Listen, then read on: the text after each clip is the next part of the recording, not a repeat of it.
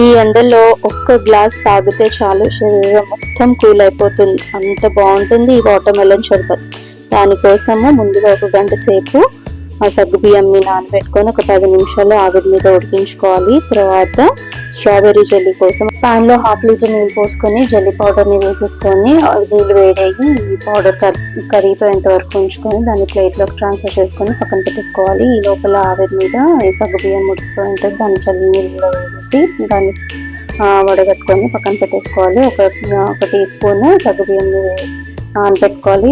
జెల్లీని set అయిపోయి ఉంటుంది, దాన్ని కట్ చేసుకొని పక్కన పెట్టుకోవాలి. ఇప్పుడు ఒక స్టీల్ గిన్నెలో చల్లార్చిన పాలు, 1/2 కప్పు రూఅఫ్జాని, ఆ తర్వాత కట్ చేసి పెట్టుకున్న వాటర్ మెలన్ పీసెస్ని, తర్వాత ఉడికించుకున్న సగ్గు బియ్యాన్ని, నానబెట్టిన సబ్జా గింజల్ని వేసేసుకొని ఒకసారి కలపెట్టి మిల్క్ మేడ్, మనకి స్వీట్నెస్కి సరిపడా మిల్క్ మేడ్ వేసేసుకొని దాంట్లో కింద కట్ చేసి పెట్టిన జెల్లీస్ని, తర్వాత దాన్ని ఒక డ్రై ఫ్రూట్స్తో గార్నిష్ చేసుకుంటూ ఐస్ క్యూబ్స్ వేసేసుకొని, గ్లాసుల్లో కూడా ఐస్ క్యూబ్స్ వేసుకొని సగ్గు బియ్యము, సబ్జా, ఇంకా ఈ షర్బత్, తర్వాత దానిపైన చక్కగా water melon pieces, dry fruits, ఇంకా జెల్లీస్తో గార్నిష్ చేసుకుంటే అంతేనండి, ఎంతో టేస్టీ అయిన వాటర్ మెలన్ షర్బత్ రెడీ.